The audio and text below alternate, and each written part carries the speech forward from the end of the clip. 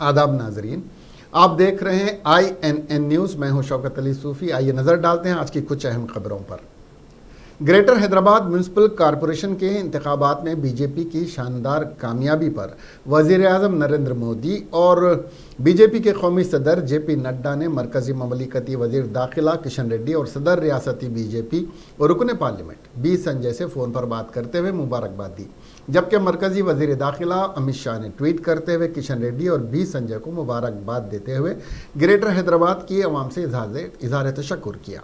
वाज़ेह है कि GHMC इंतखाबात में बीजेपी को 48 डिवीजन्स में कामयाबी हासिल हुई, जबकि उसे 2016 के GHMC इंतखाबात में सिर्फ 4 डिवीजन पर कामयाबी मिली थी।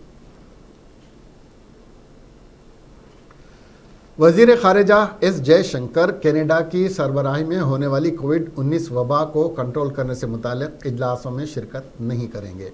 कनाडा के वज़ीर आज़म के मुल्क में जारी किसानों की तहरीक के बारे में दिए गए तबसरे से हिंदुस्तान नाराज़ है। हुकूमत हिंद ने कनाडा को आगाह किया है कि 7 दिसंबर को वज़ीर ख़ारिजा S जयशंकर मसरूफ़ हैं और निज़ामुल औक़ात की वजह से होने वाली मीटिंग में शिरकत नहीं कर सकेंगे। इस इजलास का एहतमाम कनाडा के वज़ीर ख़ारिजा फ्रांसो फिलिप शिम्पियन ने किया है। इस S जयशंकर ने गुज़िश्ता माह मुनक़्क़िद वज़ारती राबता ग्रुप के इजलास में शिरकत की थी। इजलास में शिरकत के बाद उन्होंने कोविड-19 के लिए कनाडा के वज़ीर ख़ारिजा को ट्वीट किया था और वज़राए ख़ारिजा के इजलास के इनेक़ाद के लिए शुक्रिया अदा किया था। ज़राए के मुताबिक हिंदुस्तानी हुकूमत कनाडा के वज़रा और वज़ीर आज़म की जानिब से की जाने वाली नामुनासिब रिमार्क्स पर नाराज़गी का इजहार किया है। काबिल ज़िक्र है कि मुल्क में जारी किसान तहरीक के बारे में कनाडा के वज़ीर आज़म जस्टिन ट्रूडो और कुछ दीगर रहनुमाओं के बयानबाजी पर बरहमी का इजहार करने के लिए वज़ारत ख़ारिजा ने जुमा के रोज़ नई दिल्ली में मुक़ीम कनाडा के हाई कमिश्नर को तलब किया और शदीद एहतजाज दर्ज करवाया। सदर रियासती भारतीय जनता पार्टी और रुकन पार्लियामेंट B संजय की क़यादत में पार्टी ऑफिस पर GHMC इंतखाबी कमेटी के इजलास मुनक़्क़िद हुआ, जिसमें इस बात का फ़ैसला किया गया कि कल सुबह 10 बजे 9 मुंतखबा कारपोरेटर्स और BJP कायदीन भाग्य लक्ष्मी मंदिर चार मीनार पहुँचकर पूजा में शिरकत करेंगे। इस इजलास में आने वाले ग्रेटर वरंगल, ग्रेटर खम्मम और MLC इंतखाबात में पार्टी की कामयाबी को लेकर तबादिले ख्याल किया गया। इस इजलास में मरकज़ी ममलिकती वज़ीर दाखिला किशन रेड्डी, कौमी नायब सदर BJP DK अरुणा और डॉक्टर लक्ष्मण विवेक वेंकट स्वामी और दीगर मौजूद थे। बाद अज़ां पार्टी ऑफिस में 9 मुंतखबा कारपोरेटर्स की तहनीती तकरीब मुनक़्क़िद हुई। साबिक़ वज़ीर और TRS के लीडर के रामी रेड्डी तवील अलालत के बाद हफ्ते को अपनी क़यामगाह में चल बसे। उनकी उम्र 83 बरस थी। वो उम्र से मुतालिक कई सेहत के मसाइल का शिकार थे। तेलंगाना के वज़ीर आला के चंद्रशेखर राव, स्पीकर पोचारम श्रीनिवास रेड्डी और दीगर सियासी जमातों के लीडरों ने साबिक़ वज़ीर की मौत पर गहरे दुख का इजहार किया। अपने बयान में वज़ीर आला ने उनके साथ रफ़ाक़त का तज़किरा किया और उनके गमज़दा अरकान ख़ानदान से ताज़ियत का इजहार किया। रेड्डी ने कांग्रेस पार्टी में अहम रोल अदा किया था। वो मुत्तहिदा आंध्र प्रदेश के हल्के परगी से 3 मरतबे मुंतखब हुए थे। उन्होंने 67 में आज़ाद उम्मीदवार और 1990 और 1972 में कांग्रेसी उम्मीदवार के तौर पर कामयाबी हासिल की थी। 1980 में रुकन कानून साज कौंसिल बनाए गए। उन्होंने 1977 में जलगम वेंगलराव की काबीना में वज़ीर के तौर पर खिदमत अंजाम दी थी। साथ ही 1991 में N जनार्दन रेड्डी और की वजारत में शामिल हुए। फिर कोटला विजय भास्कर रेड्डी की क़यादत में 1992 में भी काबीनी वज़ीर की हैसियत से उन्होंने अपनी खिदमत अंजाम दी। चीफ मिनिस्टर के चंद्रशेखर राव ने साबिक़ वज़ीर साबिक़ वज़ीर के मौत पर गम का इजहार किया। वज़ीर आला ने उनके ख़ानदान से गहरे हमदर्दी का इजहार किया। वाज़ेह है कि TRS के सीनियर क़ायद और साबिक़ वज़ीर रामी रेड्डी इंतकाल कर गए। वो जंद रोज़ से अलील थे। आज सुबह हैदराबाद में वाक़ उनकी रिहाइशगाह पर उन्होंने आखिरी सांस ली। वो 3 बार मुश्तरका आंध्र प्रदेश के लिए इंतखाबात में हिस्सा लेकर परगी के से कामयाब हुए थे और बाद में भी उन्होंने बहैसियत वज़ीर अपनी खिदमत अंजाम दी थी। सदर नशीन मजलिस इत्तेहादुल मुस्लिमीन और रुकन पार्लियामेंट हैदराबाद बैरिस्टर असदुद्दीन अवैसी ने वाज़ेह किया कि मजलिस फ़िरक़ा परस्तों के खिलाफ एक किले की तरह मजबूती के साथ मुकाबला करती रहेगी। दारुस्सलाम में मीडिया से बात करते हुए अवैसी ने कहा कि मजलिस ने 84% स्ट्राइक रेट हासिल करते हुए अपनी ताकत को बरकरार रखा और हैदराबाद को मुस्तकबिल में जमहूरियत का मजबूत गढ़ बनाने में अपना रोल निभाया।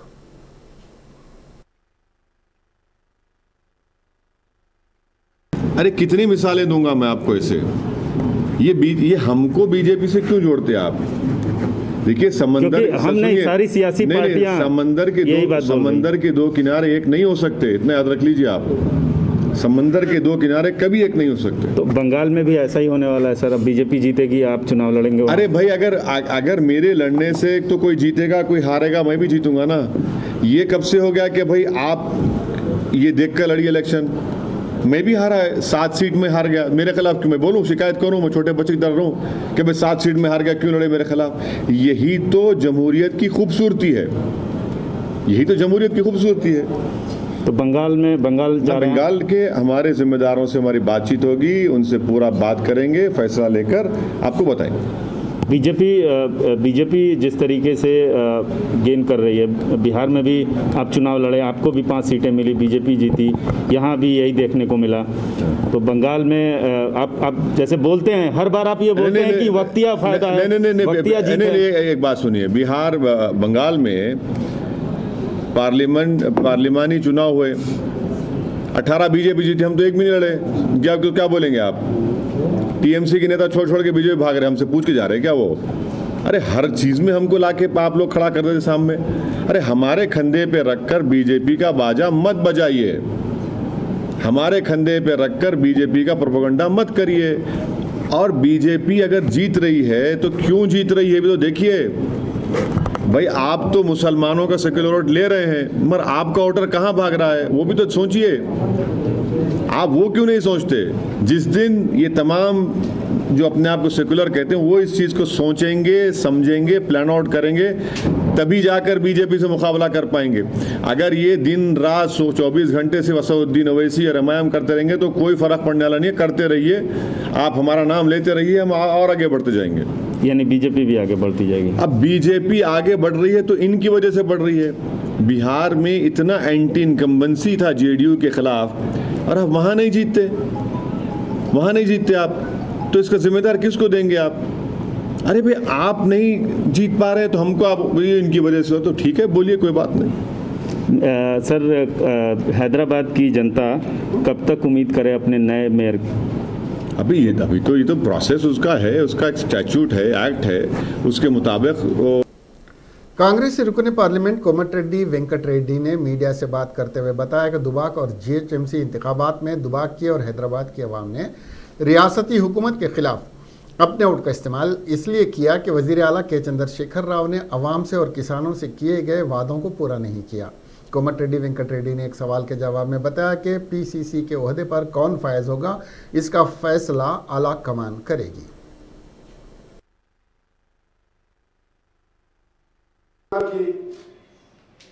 ప్రజల పక్షాన మరొకసారి డిమాండ్ చేస్తున్నా. ఇప్పటికే 2 సార్లు ఆర్గ్యుమెంట్స్ అయ్యి రేపు 9th రోజు మళ్ళా ఆర్గ్యుమెంట్స్ ఉన్నాయి ఎల్ఆర్ఎస్ మీద.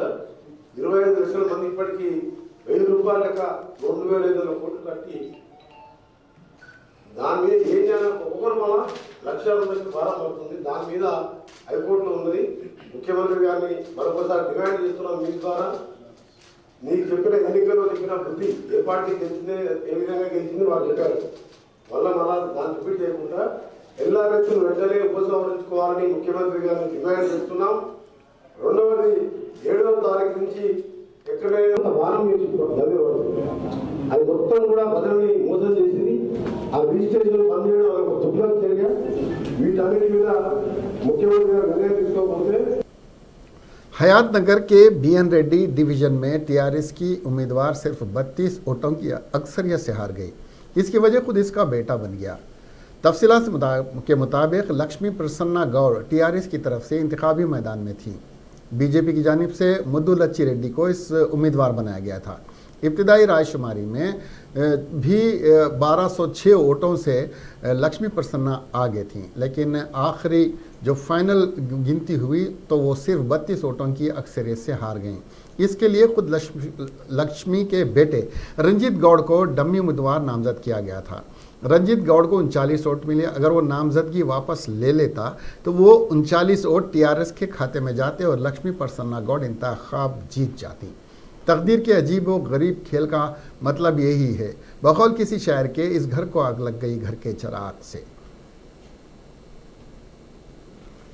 जीएचएमसी इंतखाबात में टीआरएस और बीजेपी के दरमियान सख्त मुकाबला रहा, जिसमें टीआरएस सबसे बड़ी पार्टी बनकर उभरी। जहां टीआरएस और बीजेपी में कड़ा मुकाबला हुआ, वहीं पर कुकटपल्ली डिवीज़न में दिलचस्प मुकाबला हुआ, क्योंकि यहां से 3 भाई 3 मुख्तलिफ पार्टियों से इंतखाबी मैदान में थे।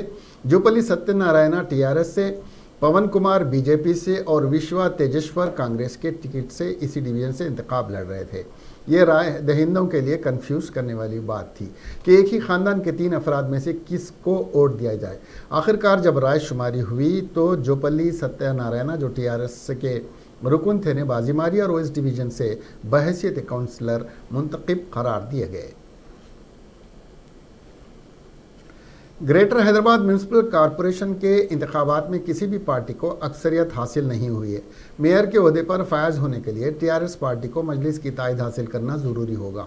बताया जाता है कि मेयर के ओहदे पर फायज होने के लिए टीआरएस को 64 डिवीजन्स पर कामयाबी हासिल करनी थी, लेकिन उसने सिर्फ 55 डिवीजन्स पर कामयाबी हासिल की है।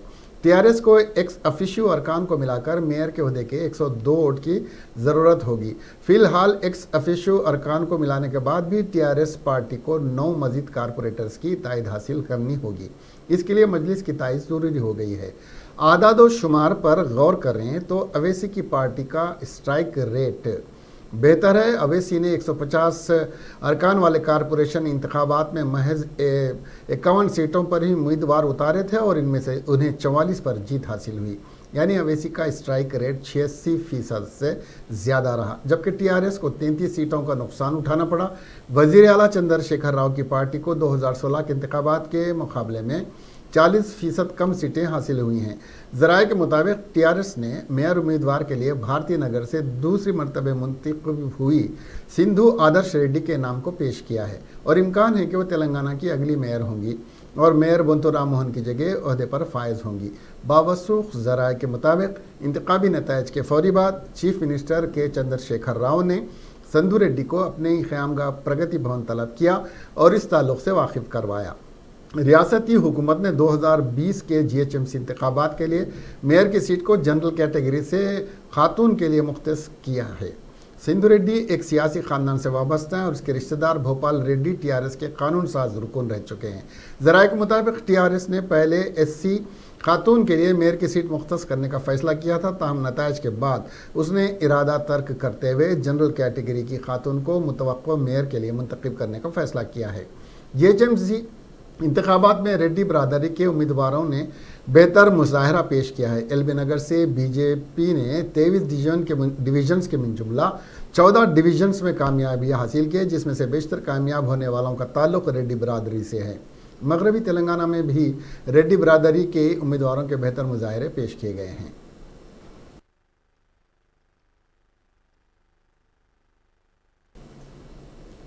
वज़ीर आईटी केटी रामाराव ने आईटी सनतों की तोसी से मुतालिक हफ्ते के रोज़ प्रगति भवन में सनतों और आईटी महकमों से मुतालिक एक इजलास मुनक़्क़िद किया।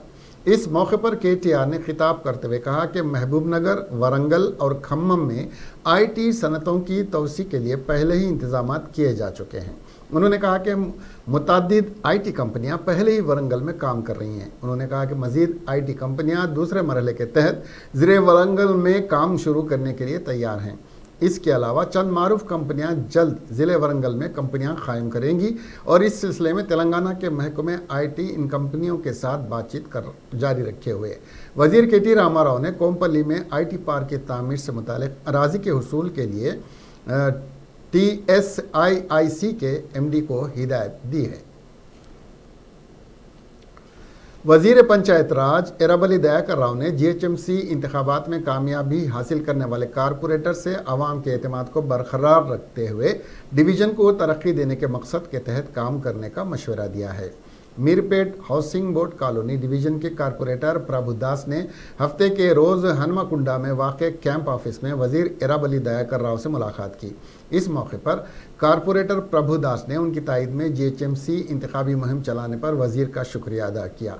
इस मौके पर खिताब करते हुए वजीर ने कहा कि अवाम के भरोसे को कायम रखते हुए काम करने का उन्होंने मशवरा दिया। उन्होंने वादे के मुताबिक डिवीज़न को गोद लेकर तरक्की देने का तयक़ुन दिया। वजीर एराबली दयाकर राव ने कहा कि जीएचएमसी इंतखाबात में नफरत भड़काने से बीजेपी और एमआईएम को फ़ायदा हुआ है। उन्होंने कहा कि एमआईएम के साथ इत्तेहाद के बगैर ग्रेटर मेयर की नशिस्त हासिल करेंगे। वजीर ने वरंगल म्यूनसिपल कॉरपोरेशन के नए खरीदे गए ट्रैक्टर, कंप्रेसर्स और सफाई मशीनों का इफ्तिताह अंजाम दिया। इस मौके पर उन्होंने खिताब करते हुए कहा कि बल्दिया अजीमतर इंतखाबात में टीआरएस सबसे बड़ी जमात बनकर उभरी है, जबकि बीजेपी और एमआईएम नफरत को हवा देकर ज़्यादा नशिस्तें हासिल करने पर उन्होंने तनकीद की है। भारतीय जनता पार्टी के कौमी सदर जेपी नड्डा ने कहा है कि जीएचएमसी इंतखाबात के नतायज ख़ानदानी और रिश्वतखोरी की सियासत को मुस्तरद करने का इजहार करते हैं। उन्होंने ट्विटर पर अपने ट्वीट में कहा कि जीएचएमसी के नतायज ख़ानदानी रिश्वतखोरी और खुश आमद की सियासत को मुस्तरद करते हैं। मैं रियासती सदर बंडी संजय और सख्त मेहनत करने वाले बीजेपी के कारकुनों को इस कामयाबी के लिए जज्बे के साथ मुबारकबाद देता हूँ। मसाई पर उनकी मुबारकबाद देता हूँ। यकीन और भरोसे के लिए मैं हैदराबाद के शहरियों का मशकूर भी हूँ। नड्डा ने कहा कि हैदराबाद के जीएचएमसी इंतखाबात में बीजेपी के लिए तारीख नतायज रहे हैं, जिन्होंने बता दिया है कि मुल्क के अवाम सिर्फ़ और सिर्फ तरक्की के एजेंडे की ही हिमायत करते हैं। यह नतायज अवाम की वाज़ेह तौर पर वज़ीर आज़म नरेंद्र मोदी की तरक्की और हुक्मरानी के मॉडल को हिमायत का इजहार करते हैं। सीनियर कांग्रेसी कायद व सदर नशीन मंशूर कमेटी कांग्रेस एम शशिधर रेड्डी ने जीएचएमसी इंतखाबात में कांग्रेस की नाकामी पर तबसरा करते हुए कहा कि हम में कुछ खामियां हुई हैं, मुस्तकबिल में इसके इजाले के लिए कांग्रेस पार्टी कोशिश करेगी। गांधी भवन में मीडिया से बात करते हुए शशिधर रेड्डी ने कहा कि कांग्रेस पार्टी मजहबी मुनाफरत से नफरत करती है और सेकुलरिज्म पर ईमान रखती है। यह उसका असासा है और कांग्रेस कारकुन और इसको महफूज और मुस्तहकम करेंगे।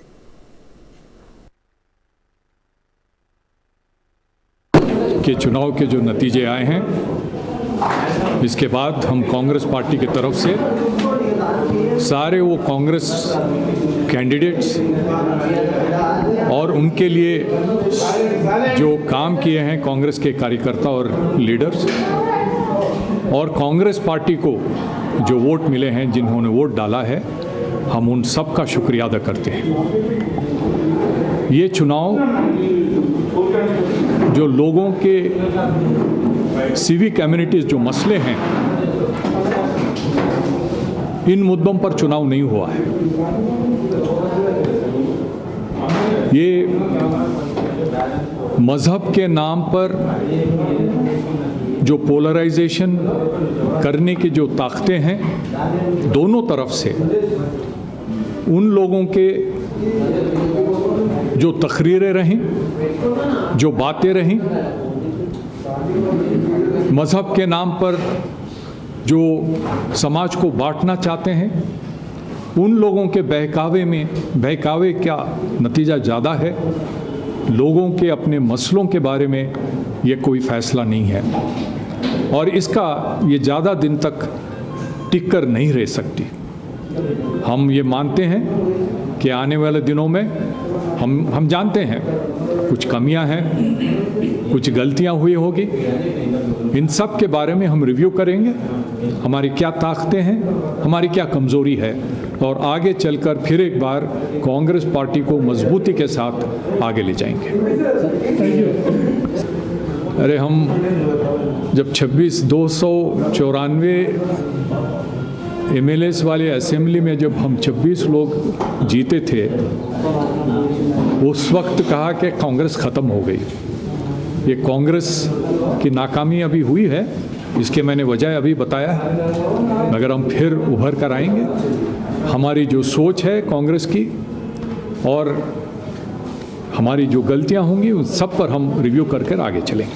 सर ये बोलिए पूरे पार्टी इवन बीजेपी जो प्राइम मिनिस्टर तो जो कैंपेनिंग में इनडायरेक्टली आए, होम मिनिस्टर नड्डा आए, युति आगे लगा, लेकिन कांग्रेस की तरफ से कोई स्टार कैंपेनर क्यों नहीं है कैंपेनिंग के लिए?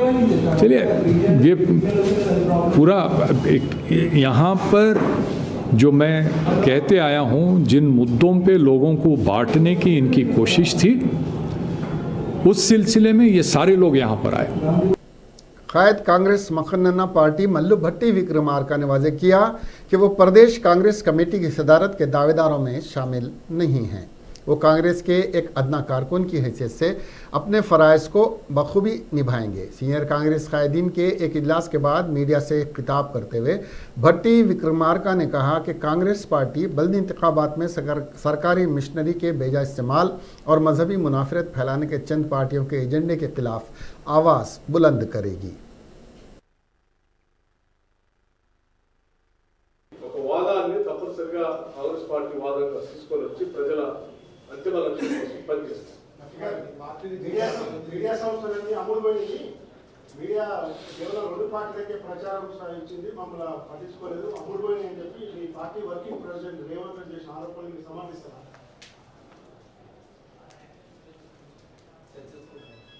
దీనికి సంబంధించి ఇటువంటి అంశాలన్నింటిపైన కూడా నేను ఇప్పుడే చెప్పాను, మా సీనియర్ నాయకత్వాలు పార్టీ నాయకత్వంతో కూర్చొని బ్రెయిన్ స్టార్మ్ జరుగుతుంది. వాటిలో అనేక అంశాలు చర్చకు వస్తాయి. చర్చల మీదట వచ్చినటువంటి సారాంశాన్ని మీకు తెలియజేస్తాను. जीएचएमसी की रायदही में बैलेट पेपर पर दूसरे मार्क्स के निशान से मुतालिक सिंगल जज के जारी करदा अहकामात के खिलाफ सिक्योरिटीज़ एंड एक्सचेंज कमीशन ने हाई कोर्ट में अपील की है, जिस पर कार्रवाई करते हुए चीफ जस्टिस ने वाजे किया कि सिंगल जज के अबूरी अहकामात में मदाखलत नहीं की जा सकती। जबकि SEC ने अदालत को बताया कि नेरिडमेंट में नतीजा तात्तुल का शिकार हो गया है, जिस पर अदालत ने कहा कि अमले की तरबियत की कमी इसकी जिम्मेदार है। अदालत ने यह भी कहा कि इस मामले में फौरी तौर पर मदाखलत करने की ज़रूरत नहीं है, क्योंकि मुकदमे की समाअत पीर को होनी है। हाईकोर्ट ने कहा कि अगर कोई एतराज़ है तो सिंगल जज के पास ट्रायल मुकम्मल होने के बाद उसकी अपील की जानी चाहिए। बेंच ने सिंगल जज को पीर की सुबह पहले इस मामले पर समाअत करने की हिदायत दी है। जिले नलगुंडा के मिरियालगुड़ा में महकमे तालीम के साइट इंजीनियर स्वामी नायक को महकमे रिश्वत सितानी के ओहदेदारों ने एक गुत्तेदार से 80,000 रुपये रिश्वत लेते हुए रंगे हाथों गिरफ्तार कर लिया है। आश्रम स्कूल में वाटर पंप की तामीर के लिए गुत्तेदार से 80,000 रुपये रिश्वत लेते हुए ACB के ओहदेदारों ने तेलंगाना महकमे तालीम इंफ्रास्ट्रक्चर डेवलपमेंट कॉरपोरेशन के साइट इंजीनियर S स्वामी नायक को रंगे हाथों गिरफ्तार कर लिया है।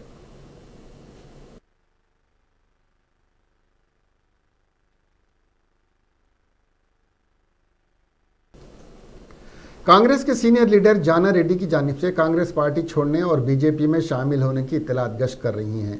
इस वक्त वो केरला में हैं। इत्तलात मिली हैं कि बीजेपी की जानिब से उन्हें पार्टी में शामिल होने का ऑफ़र दिया गया है, जिसे उन्होंने कबूल कर लिया। कौमी मीडिया के मुताबिक वो इस महीने की 7 तारीख को दिल्ली का दौरा करते हुए बीजेपी के कौमी कायदीन से मुलाकात करेंगे और ज़ाफ़रानी खंडवा पहन लेंगे।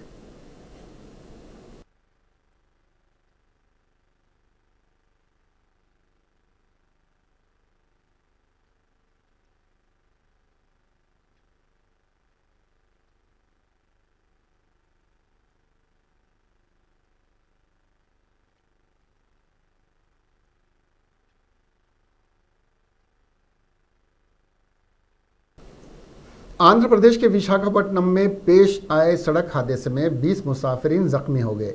ये हादसा ज़िले के मुठवाड़ा के कार शेड जंक्शन के करीब उस वक्त पेश आया जब प्राइवेट ट्रैवल्स की एक बस लारी से टकरा गई, जिसके नतीजे में बस उलट गई।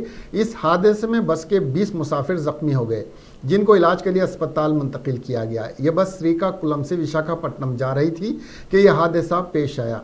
इत्तला मिलते ही पुलिस वहां पहुंची, जिसने इस सिलसिले में एक मामला दर्ज करके जांच शुरू कर दी है।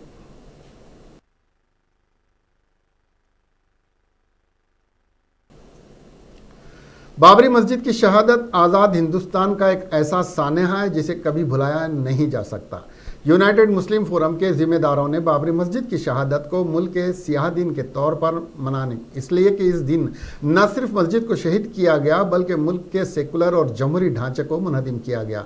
फोरम के जिम्मेदारों ने आमतुल मुस्लिमीन से कहा कि वो इस दिन खास तौर पर दुआओं का एहतराम करें, मस्जिद को आबाद रखें और नमाजों की पाबंदी करें, नई नस्ल को बाबरी मस्जिद की तारीख से वाकिफ़ करवाएं। मुल्क में मुसलमानों को महरूमी का शिकार बनाने की कोशिशें जारी हैं। इन हालात में दीगर पिछड़े तबक़ात को साथ लेकर जमहूरी दायरे में अपने हुकूक़ के तहफ़्फ़ुज़ के लिए जद्दोजहद जारी रखना चाहिए, मुस्लिम फ्रंट ने कहा।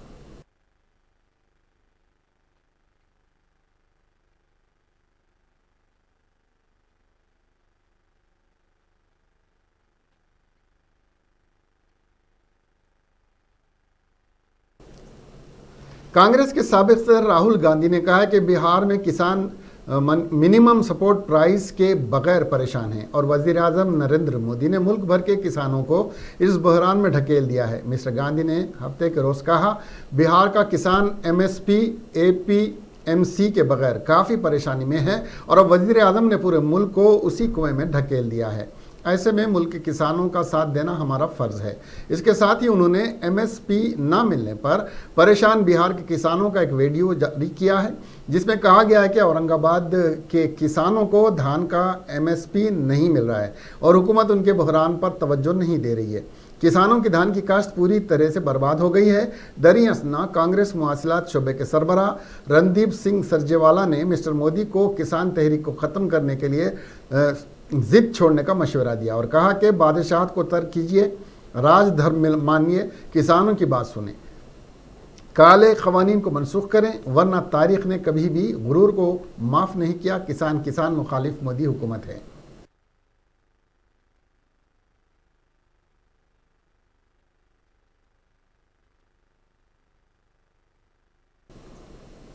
बाएं बाजू की 5 जमातों ने ज़रई कानून के खिलाफ 8 दिसंबर के भारत बंद को कामयाब बनाने के लिए सियासी पार्टियों और तंजीमों से अपील की है। Marxist communist party of India, CPI ML forward block और ऑल इंडिया सोशलिस्ट पार्टी ने आज यहाँ जारी एक मुश्तरका बयान में कहा है कि पिछले कुछ दिनों से मुल्क में जारी किसान तहरीक के बारे में काबिल एतराज़ तबसरे और प्रोपेगेंडा किया जा रहा है जिसकी वो मजम्मत करते हैं। बयान में कहा गया कि किसान 3 ज़रई क़वानीन और मुजव्वज़ा बिजली बिल की मुखालिफत कर रहे हैं और हम लोग उनकी इस तहरीक की हिमायत करते हैं। बाएं बाजू की पार्टी ने यह भी कहा कि वो भारत बंद की हिमायत करते हैं और सभी सियासी पार्टियों से अपील करते हैं कि वो भी इस बंद की हिमायत करें। बयान पर CPIM के general secretary Sitaram Yechury, CPI के जनरल सेक्रेटरी D राजा, CPI माले के general secretary Dipankar Bhattacharya, forward block के जनरल सेक्रेटरी देवव्रत विश्वास और रिवॉल्यूशन सोशलिस्ट पार्टी के जनरल सेक्रेटरी मनोज भट्टाचार्य के दस्तखत हैं।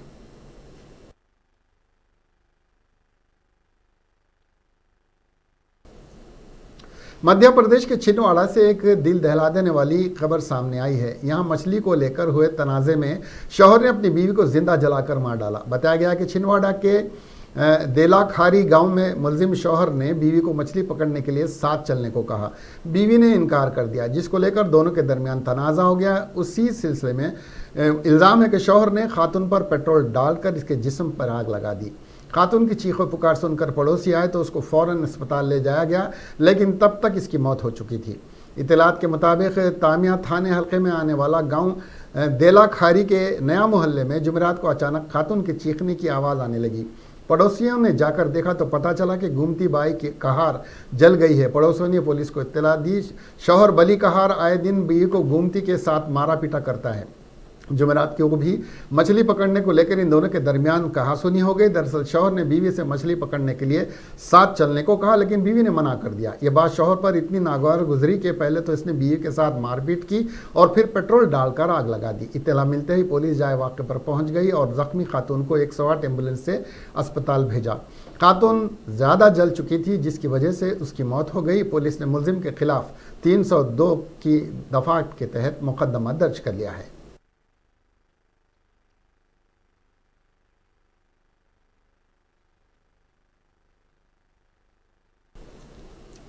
कोरोना वायरस के चलते हैदराबाद में घोड़ों की रेस नहीं हो रही है और रेस के शौकीन अपने शौक को पूरा करने के लिए बेंगलुरु में जारी रेस पर हैदराबाद रेस कोर्स के बाहर बेटिंग लगा रहे हैं। इनको यहाँ रोकने वाला कोई नहीं है। यह गैर कानूनी बेटिंग इसीलिए जारी है। इस बेटिंग में सैकड़ों लोग हिस्सा ले रहे हैं। इसका वीडियो आप खुद मुलाहिजा कर सकते हैं।